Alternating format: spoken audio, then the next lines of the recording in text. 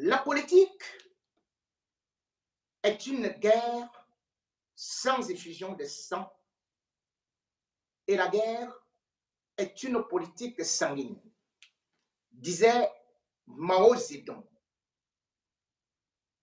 Aussi, aujourd'hui, l'opposition en Afrique, on cherche toujours à pouvoir la neutraliser, à pouvoir la considérer comme l'ennemi et surtout, les chefs de l'opposition finissent souvent en prison quand ils ne sont pas systématiquement tués. Ceci n'est donc pas la politique, parce que la politique, comme je le disais, c'est un combat d'idées. Ce n'est pas chercher à éliminer tel. Et aucun pays n'appartient à qui que ce soit. Aucun trône n'est confisqué pour une certaine entité, une certaine famille. La démocratie que nous voulons installer ou que nous prétendons pratiquer en Afrique, se doit donc d'être respectée. Mais malheureusement, même dans des pays qui sont respectés, qui étaient respectés, parce qu'ils nous montraient un miroir un peu embellissant en jour vivant, d'une démocratie assez épileptique, assez anémiée, mais parfois qui savait se revitaminer, eh bien cette démocratie aujourd'hui, ne serait-ce que du côté du Sénégal, est aussi en train de tanguer, est aussi en train de s'ébranler, de s'écrouler, parce que Macky Sall, lui, s'inspirant aussi des dictateurs de l'Afrique subsaharienne, pas seulement de l'Afrique subsaharienne, puisque le Sénégal en fait partie, mais surtout de l'Afrique centrale, a aussi décidé de pouvoir activer le levier du troisième mandat. Macky Sall, aujourd'hui donc, a transformé le Sénégal en un véritable terrain de bataille où malheureusement les morts pleuvent. 16 morts selon le bilan officiel, 19 selon les partisans de Sonko.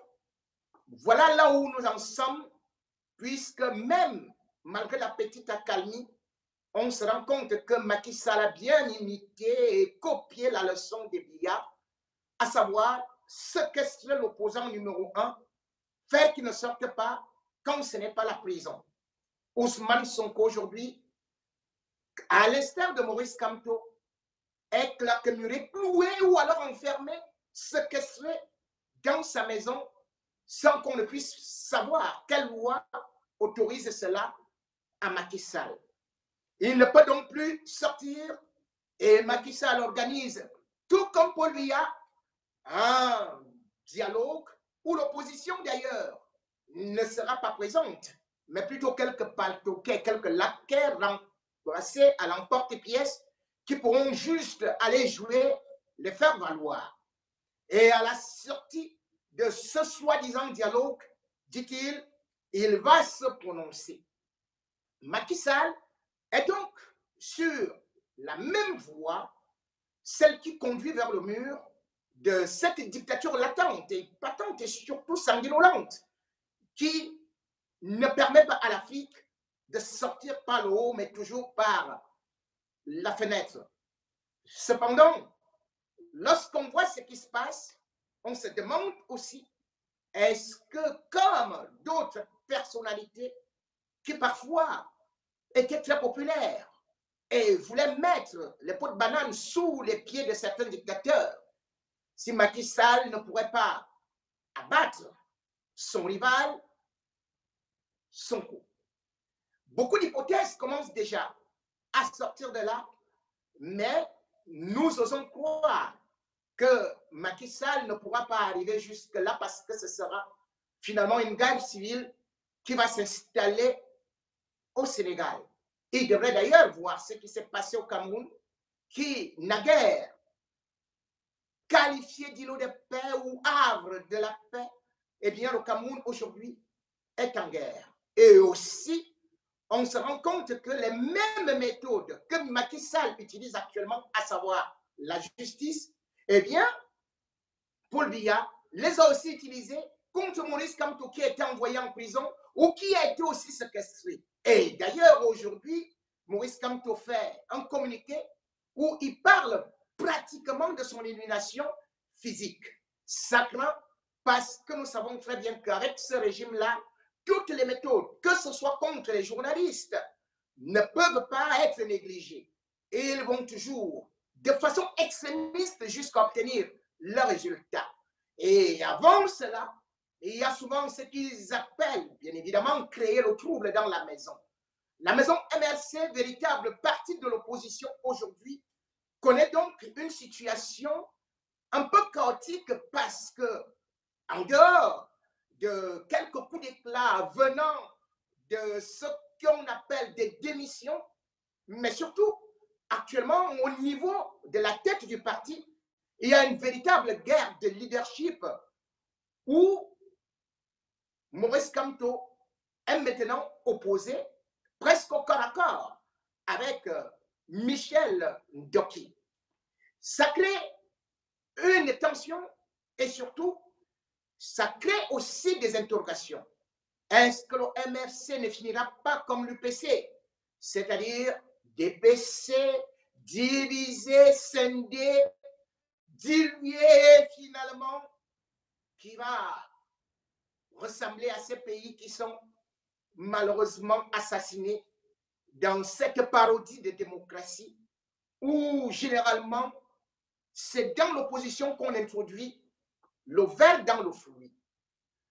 On ne pourrait pas parler directement de Michel Ndoki comme étant un verre dans le fruit, puisque ce serait aussi refuser de connaître les qualités légendaires de cette femme courageuse qui a bravé le Conseil constitutionnel et qui d'ailleurs, de par son éloquence, de par sa tempérance, a surtout démontré par son éloquence qu'elle pouvait mettre le régime Biya à nu.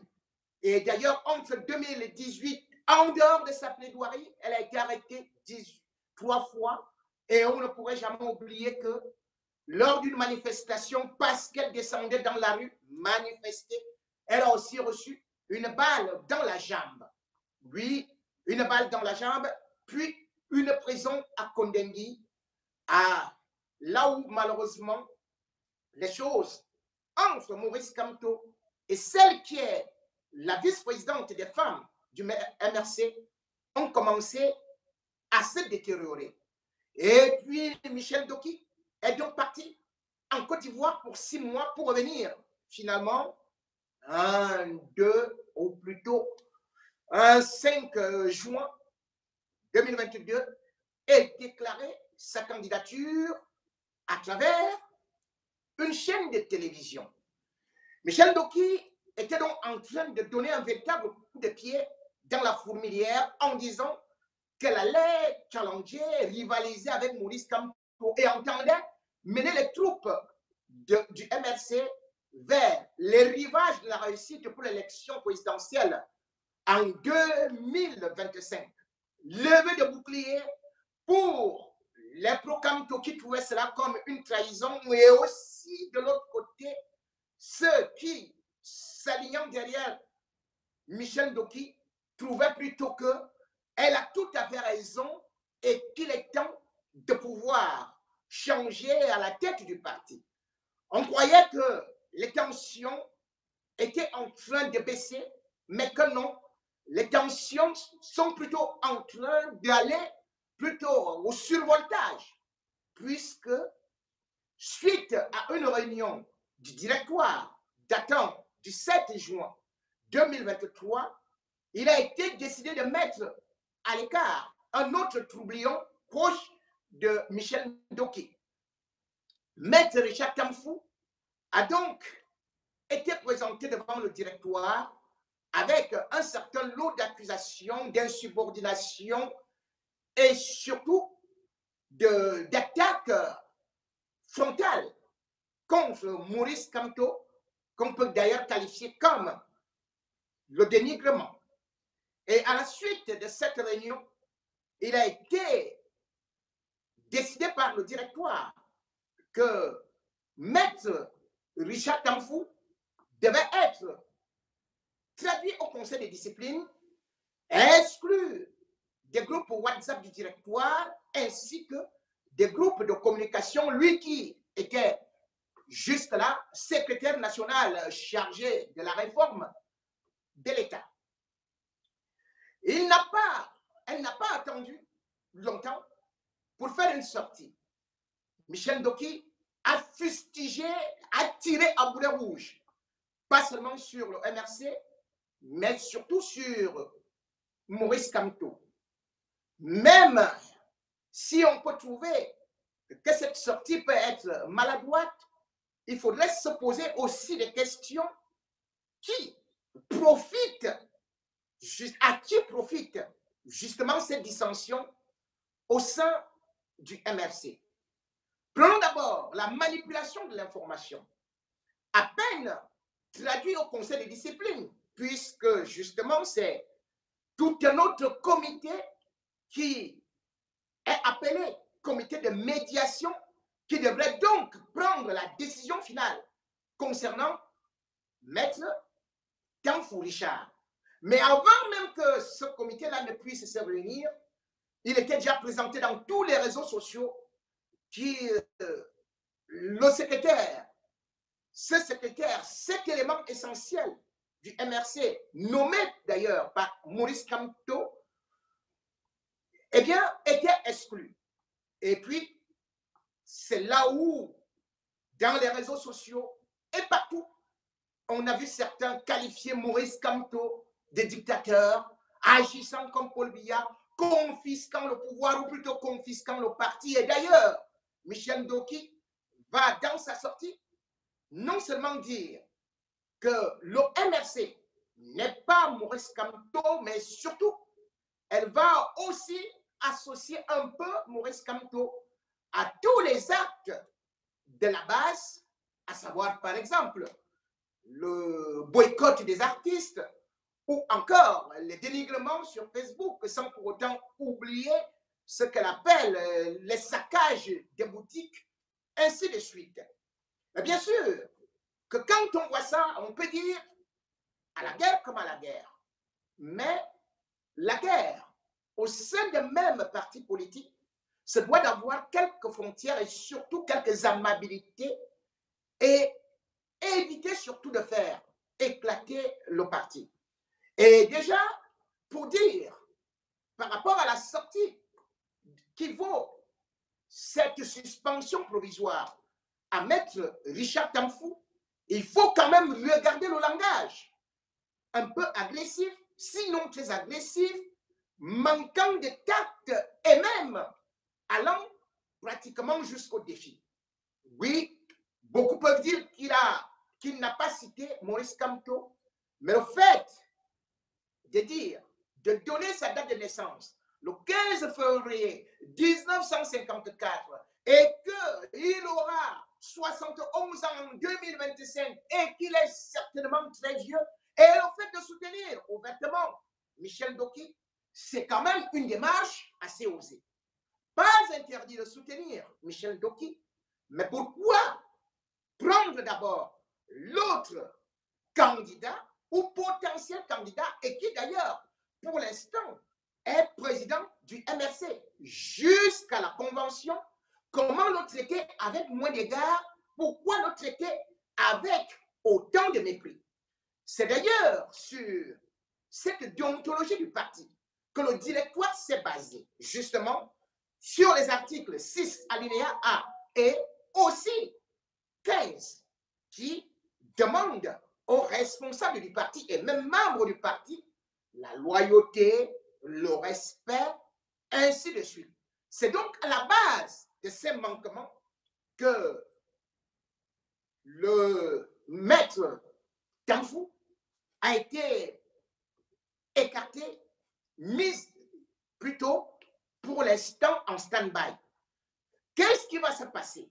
On ne le sait pas encore. Mais toujours est-il que lorsqu'on voit aujourd'hui le MRC se déchirer, On dirait plutôt que c'est le parti au pouvoir qui est en train de boire un petit lait et qui est plutôt en train d'attiser le feu derrière. Pourquoi faire? Certainement pour brûler aussi les ailes de Maurice Kamto.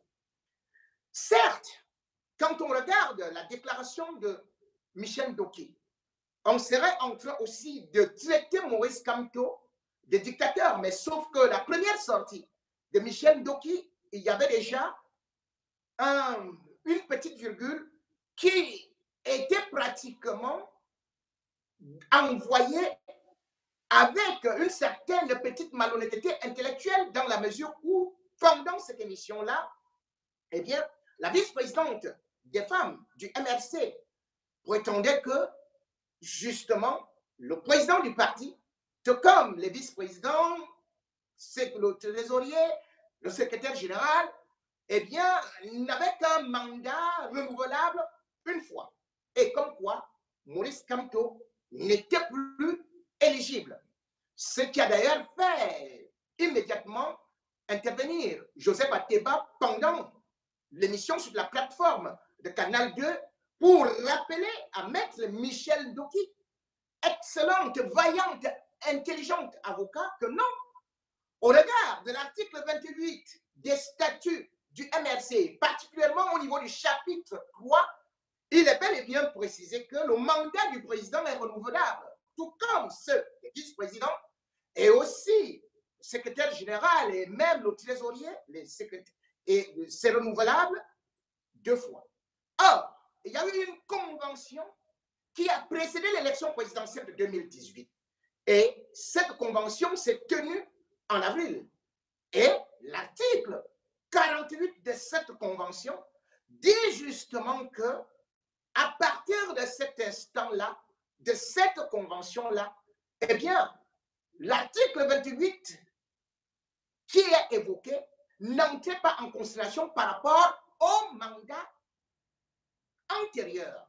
Ce qui veut dire que justement, Maurice Kamto, on ne considérait plus le premier mandat qui, bien évidemment, datait déjà de 2012. Ça, ces jongleries et bien évidemment aussi ces modifications des statuts se passent dans tous les partis politiques. Je n'entrerai donc pas dans la sauce du MRC, mais c'est juste un rappel des faits que Maurice Kamto a bel et bien droit de concourir encore comme président du MRC. Mais par contre, Michel Ndoki a aussi droit de poser sa candidature pour pouvoir challenger Maurice Kamto comme présidente, puisque d'ailleurs Maurice Kamto lui-même, que ce soit à Paris ou à plusieurs fois, a dit, même si je tombe, reprenez le chemin pour continuer la route. Maurice Kamto n'est pas entré dans la personnification, la personnalisation ou la confiscation du pouvoir. Certes, aujourd'hui, le MRC se reconnaît par l'incarnation d'un homme qui s'appelle Maurice Kamto. Mais en réalité, comme le dit Michel Ndoki, le MRC n'est pas pour Maurice Kamto, tout comme aucun parti politique n'appartient à personne. Et d'ailleurs, le MRC a été créé, s'il faut bien le regarder, de façon officielle, le 13 août 2012. Et là, nous étions justement au Hilton. Et les journalistes étaient là, sauf que l'administration qui avait donné l'autorisation depuis le 3 août, l'administration territoriale, était finalement venue casser cette réunion-là ou alors plonger le Hilton dans l'obscurité parce que voyant les têtes qui s'étaient réunies pour cette nouvelle formation politique. Oui, nouvelle formation politique, mais en fait, le MRC émanait de la fusion de quelques partis politiques tels que le mouvement républicain, donc le MRP, qui était un parti fondé par le professeur Alain Foguet, et bien sûr aussi le MOREP, le mouvement républicain, qui était fondé par Fabien Assigana. Fabien Assigana, c'est donc ces deux partis qui vont fusionner avec d'autres petits mouvements pour donner le MRC. Donc, au départ, Maurice Kamto n'est pas là. Et même s'il était le propriétaire du MRC ou le fondateur, on peut bien le lui enlever. La preuve, c'est que quand on a vu l'UNDP,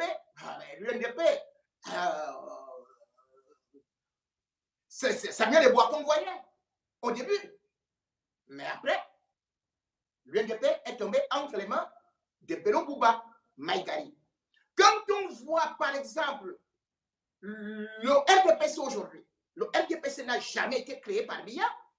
C'est l'UNC qui a été créé par Amadou Ahidjo. Paul Biya n'a fait que récupérer ce parti, en faire le changement de nom et s'en approprier. Et ceci n'est pas tout simplement le cas du Cameroun parce qu'on en a vu un peu partout. Et c'est justement là où la popularité également compte. Aujourd'hui, l'opposition a besoin de quelqu'un qui, par la base, est aimé. La base qui va le propulser. Et c'est là où Michel Doki devrait d'abord travailler. Parce que justement, il n'est pas interdit de récupérer ou même de bousculer celui qui est au trône d'un parti, celui qui a la tête d'un parti. Ça se passe partout. Et d'ailleurs, même ici en France, on a vu Sarkozy arracher l'UMP à Jacques Chirac qui était président de la République. Mais parce que Nicolas Sarkozy avait travaillé à la base, il représentait en fait une nouvelle vision du parti et la base l'avait suivi. C'était ce qu'il avait pris cela. Mais aujourd'hui, lorsqu'on essaie donc de regarder, bien sûr, le MRC entre Maurice Kamto et Michel Doki, on regarde l'équilibre des forces. Oui, Michel Doki a de la jeunesse. Sauf que, bien évidemment, elle est née, je crois, en 1973, quelque chose comme ça. Michel Doki a de l'expérience. Oui, elle était déjà dans un autre parti avec Kawala avant de venir au niveau du MRC. Oui, Michel Doki a été qualifiée de la fiancée du peuple. Elle était beaucoup aimée. Mais est-ce que cette cote d'amour est encore la même? A-t-elle essayé de faire un meeting pour voir si les foules la suivent? Je ne sais pas sur quoi est-ce qu'elle s'est basée pour l'instant. Maintenant, quand on essaie de regarder aussi l'argument qui a été utilisé par Tamfou, Richard, maître Tamfou, pour disqualifier d'office Maurice Kamto, c'était l'âge. Il aura 71 ans. Sauf que maître Tamfou devrait préciser aux Camerounais que Paul Biya était déjà à la présidence de la République à 29 ans. Il était très jeune. Il est devenu secrétaire général de la présidence. Puis il est devenu premier ministre étant plus jeune que Michel Doki. Il est devenu président de la République étant plus jeune que Michel Doki. Mais le Cameroun se trouve où aujourd'hui, malgré cette jeunesse? On peut bien voir d'autres criminels qui sont arrivés au pouvoir étant encore beaucoup plus jeunes. Je ne parlerai pas d'Ali Bongo au Gabon. Je ne parlerai pas, par exemple, de Kabila, Joseph, dont on a vu comment est-ce qu'il fonctionnait. Je ne parlerai pas, par exemple, de Faure Gnassingbe au niveau du Togo. Ce n'est donc pas parce qu'on est jeune qu'on est supposé bien diriger un pays. Non. Ce n'est pas parce qu'on a devant soi ce qu'on peut appeler, par exemple, bon, une notion de quelques personnes au directoire, qu'on peut prendre un parti. Non. Je crois sincèrement que lorsqu'on essaie d'ailleurs d'aller dans cette réflexion, on va voir Maître Abdoulaye Wade, qui avait pris le pouvoir au Sénégal, il n'était pas jeune. Bon. D'ailleurs, l'un des personnages les plus influents de la politique africaine s'appelle Nelson Mandela. Nelson Mandela est monté au trône à 75 ans. Oui, 75 ans.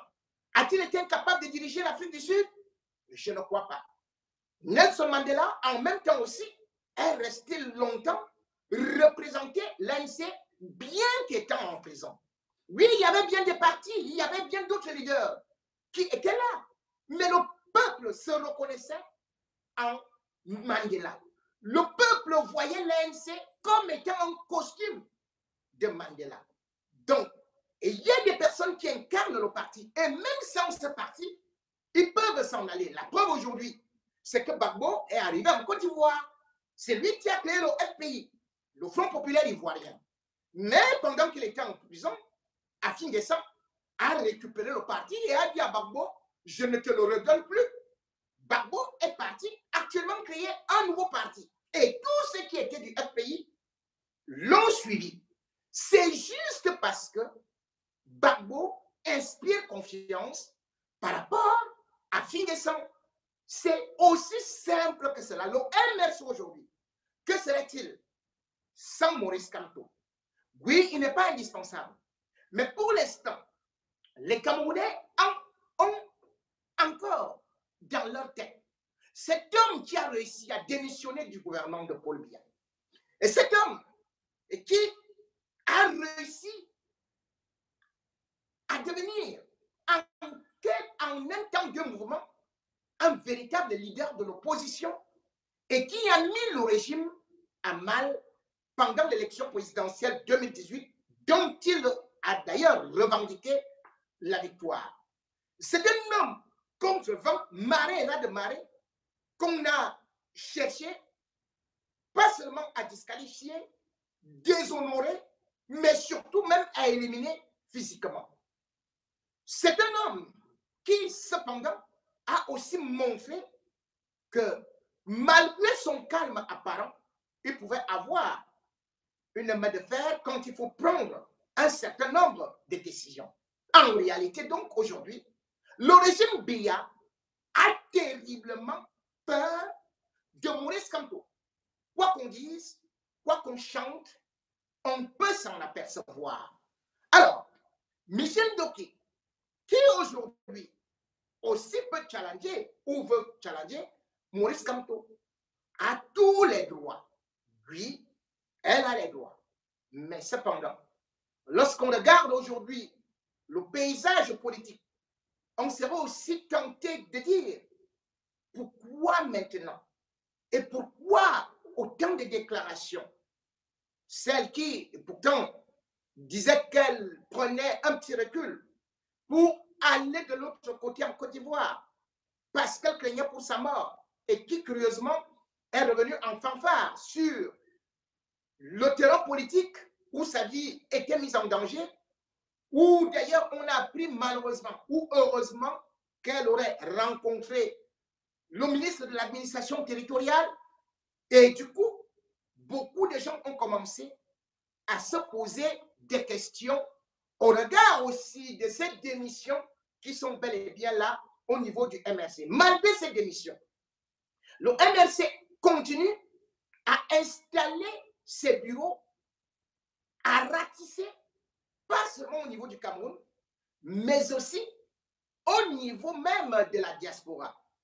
On se rend quand même compte qu'à chaque sortie de Maurice Kamto, il y a la population qui sort. Vous pouvez dire tout ce que vous voulez, mais c'est par là aussi qu'on juge la popularité des hommes. On a vu cependant au niveau du MRC beaucoup partir parce que le MRC également, malheureusement, connaît ce que d'autres partis ont connu avant lui, à savoir qu'il y a quelques singletons ou alors quelques éléments calculateurs qui viennent de se greffer en se disant qu'il y a bien des portefeuilles qu'il faut avoir.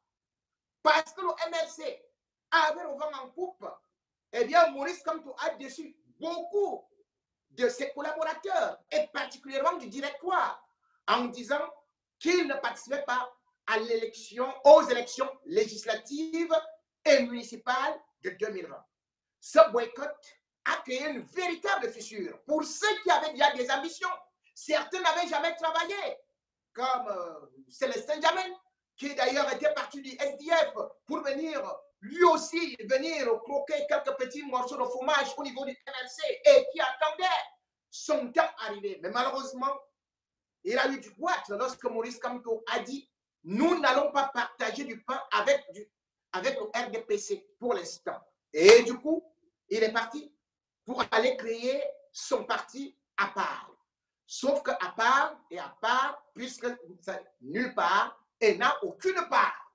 Et voilà donc ce parti qui part justement au fond du trou. Nous ne pouvons pas citer d'autres exemples de ceux-là qui ont eu à quitter le MRC, dont les aventures sont un peu quelconques. Où est parti donc notre cher Ateba, qui était aussi de ceux-là qui étaient au début? Non, on n'entend plus parler de lui. Et d'ailleurs, le 4e vice-président du MRC, Amban, lui-même a aussi dit, je claque la porte, je m'en vais.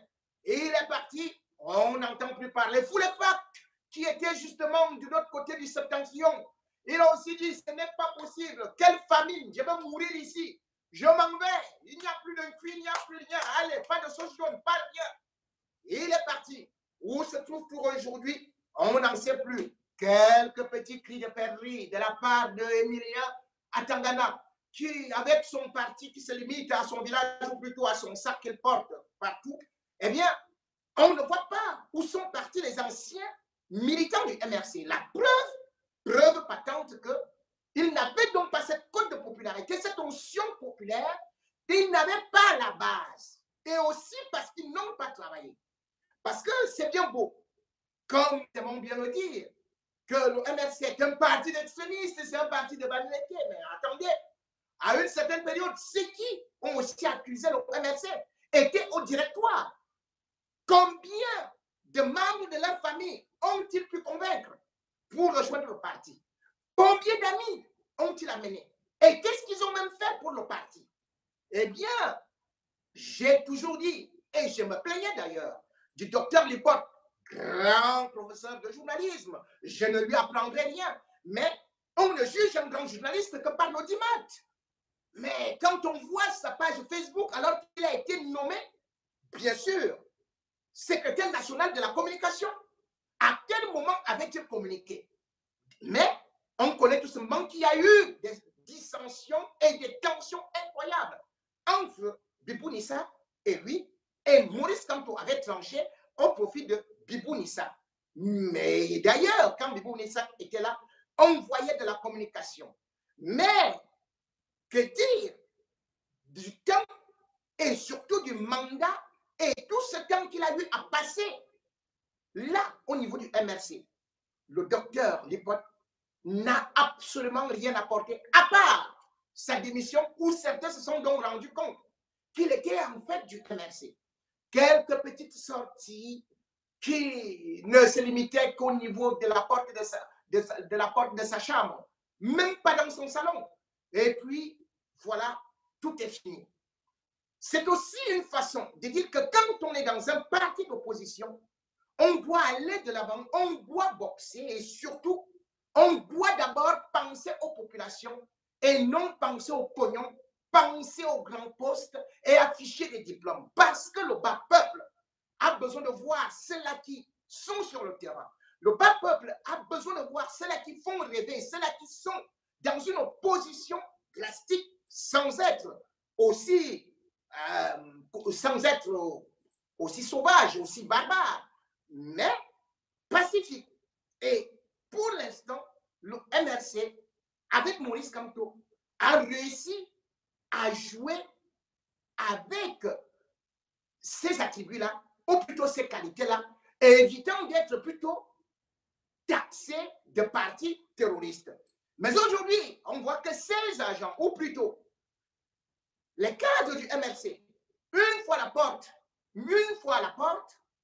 c'est eux qui sont les premiers à critiquer le MRC plus que le RDPC, à avoir des mots beaucoup plus violents, à créer des tensions incroyables, comme si absolument il fallait engager une guerre. Et cette guerre, bien évidemment, c'est pour tuer l'adversaire, parce que le véritable adversaire aujourd'hui du gouvernement, du régime Biya pour 2025, c'est Maurice Kamto. Ne réussissant pas à le tuer politiquement, d'ailleurs, ils ont actuellement actionné l'autre méthode de lâcheté, de la haute barbarie, pour certainement le faire disparaître. Et c'est pour ça d'ailleurs que Le 7 juin 2023, le président du MRC, Maurice Kamto, a rédigé un communiqué pour prendre à témoin l'opinion internationale et aussi nationale, alerter sur ce qui risque d'arriver, à savoir son élimination physique. Et pour que chacun comprenne la gravité des faits, je vais essayer de relire rapidement ce communiqué qui est assez long, mais qui dit tout et qui nous avertit que si le régime veut aller jusque-là, eh bien, il verra tous les Camerounais, ou plutôt beaucoup de Camerounais, beaucoup de monde dehors pour leur dire partez définitivement. Voici donc la lettre écrite, lancée par le président du MRC, Maurice Kamto, que je vous lis à l'instant. Déclaration sur un projet ténébreux ourdi par des cabinets noirs et certains éléments des services de sécurité de l'État contre les citoyens et des partis politiques camerounais. 1. Depuis quelques jours, des informations, rumeurs persistantes en circulation font état d'un complot qui sera en cours de préparation dans les arcanes du pouvoir contre les citoyens et des partis politiques dans notre pays. Ces informations, rumeurs, coïncident avec une actualité sécuritaire macabre, marquée en particulier par les récents assassinats crapuleux de journalistes, dont l'un, Martinez Zogo, broyé par la DGRE, et l'autre, le père Ola Bébé, exécuté par des inconnus. 2. D'emblée, le mouvement pour la renaissance du Cameroun MRC tient à rappeler que malgré toutes les manœuvres de déstabilisation et la violence orchestrée par le régime en place, la spoliation de ses victoires électorales depuis 2013, il reste attaché au changement dans la paix. Il reste attaché au changement dans la paix. Ah oui, il faut bien suivre. Il reste attaché au changement dans la paix. C'est ce qu'ils ne veulent pas écouter. Changement dans la paix. Et par les urnes. Et qui s'est toujours exprimé dans le cadre fixé par la législation nationale et les instruments internationaux auxquels le Cameroun a souscrit librement en tant qu'État souverain. Malgré l'autisme du pouvoir devant les multiples initiatives de notre parti visant à l'amener à résoudre les crises graves qui paralysent notre pays et constituent des menaces graves à sa sécurité, son unité et sa stabilité, le MRC tient au respect des institutions de la République dont il a fait, dès sa création, un de ses credos. Aussi, invite-t-il les femmes et les hommes qui servent au sein des forces de défense et de sécurité à rester des républicains et donc à demeurer aux côtés de notre peuple en toutes circonstances. 4. Dans les informations rumeurs en circulation, le MRC a appris qu'une opération d'élimination physique de son président national et de certains de ses cadres, otages politiques, au regard de l'avis numéro 63/2022 du groupe de travail sur la détention arbitraire du 4 novembre 2022, serait déjà planifiée dans certains services de renseignement et autres services spéciaux de l'État. 5. Ce projet funeste n'est pas nouveau. Un an après la création du MRC en 2012, les extrémistes du régime avaient déjà planifié une opération d'élimination physique du président national de notre parti et d'un de ses principaux collaborateurs. Informés de ce projet funeste par des éléments républicains des services en question, nous avions adressé à l'époque une correspondance de protestation au président de la République avec des preuves, y compris les noms et grades des membres du commando chargés de la sale besogne, leur mode opératoire, le tout contre des charges. De même, une copie avait été adressée au chef du dit commando ainsi qu'à certaines représentations diplomatiques, dont celle des États-Unis, de la France. De la France. Qu'est-ce qu'il en est donc devenu?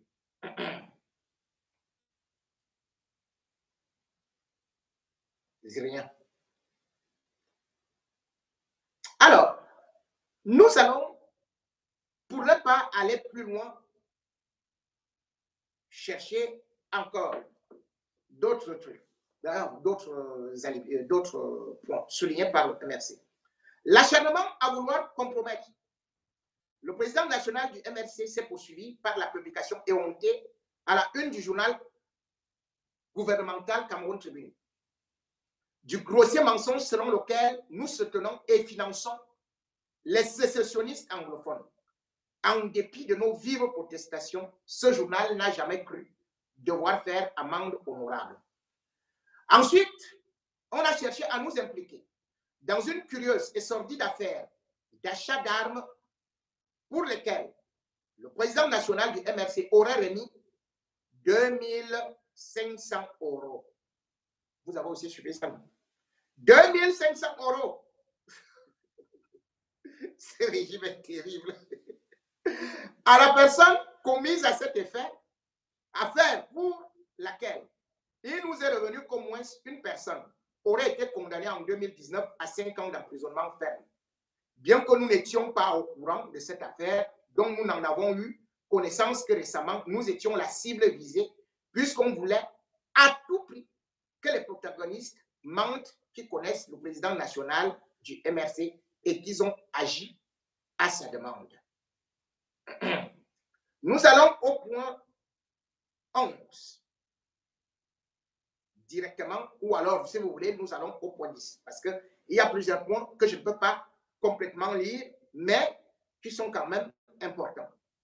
Mais, écoutez, alors qu'il se rendait à Tokombé, dans l'extrême nord, pour accompagner le premier vice-président du parti, M. Mamadou Mota, après sa sortie de prison, une tentative d'assassinat sur la personne du président national a eu lieu à l'entrée de la ville de Garoua, le 13 mai 2020, par 2 gendarmes à moto et en civil. L'un des 2 fut arrêté par des membres de la sécurité du cortège du président du MRC et amené chez le gouverneur de la région du Nord, où il fut formellement identifié. Une plainte fut ensuite déposée contre lui le 17 mars 2020 sur le numéro 1623 par les conseils du président du parti. Non seulement aucune suite n'a été donnée à cette plainte à ce jour, mais contre toute attente, 7 membres du MRC qui accompagnèrent le gendarme chez le gouverneur sont poursuivis pour port d'armes illégales et séquestration d'un fonctionnaire. Nous allons maintenant au point 16. Comme nous l'avons dit en d'autres occasions, le MRC est un état d'esprit et de surcroît peuple camerounais de l'après-scrutin présidentiel historique du 7 octobre a une conscience élevée des enjeux de la lutte démocratique et des entraves qui brillent de son destin. Ce peuple mature est prêt à payer à toutes les éventualités, par la terreur, fut-elle celle des services de sécurité ou de l'armée. Nul ne s'imposera à notre peuple. Ce peuple dont la souffrance est allée grandissante depuis 41 ans de pouvoir stérilisant. Le 19, le régime en place a cru devoir opposer entre elles les ethnies et même les tribus, instrumentaliser le tribalisme et même le micro-tribalisme et opposer les principaux groupes linguistiques du pays. Il s'agit là d'une faute politique parmi les plus graves, aux conséquences plus désastreuses que tous les échecs économiques et sociaux, car elle touche aux structures mentales de la collectivité nationale, à la racine de ce qui forge l'âme d'un peuple et fait émerger les nations. Les mêmes informations, nous sommes au rumeurs en circulation font état de ce qu'un plan de déstabilisation du MRC par le régime serait en cours d'exécution à l'intérieur même de notre parti. Et il nous plaît de rappeler une fois de plus que le MRC est une vision et un engagement partagé, un acte de foi libre en l'avenir radieux de ce merveilleux pays qui a été défiguré, humilié, réduit en un enclos où l'on se jalouse et se déteste à cause des dirigeants indifférents à nos malheurs. Ce pays ravalé au rang d'une nation sans relief qui a perdu son orgueil et ses rêves de grandeur. Tous ceux qui, dans les rangs de notre parti, font commerce avec le pouvoir. Je reprends. Tous ceux qui, dans les rangs de notre parti, font commerce avec le pouvoir en miroitant une quelconque capacité de sabordage du navire MRC ne sont en réalité que des aigrefins politiques. En effet, ils se font payer pour un service qu'ils savent eux-mêmes ne jamais pouvoir délivrer. Et le dernier, le 22.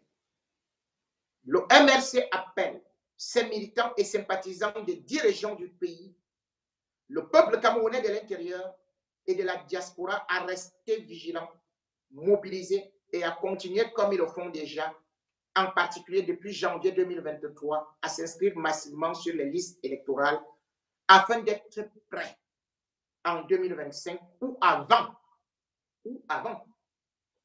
pour réaliser le changement par les urnes et dans la paix dans notre pays. Je vous aime et ne vous trahirez pas. Que Dieu bénisse le Cameroun. Fait le 7 juin 2023 à Yaoundé, le président national Maurice Kamto. Vous avez tout écouté. Je n'ai rien à ajouter.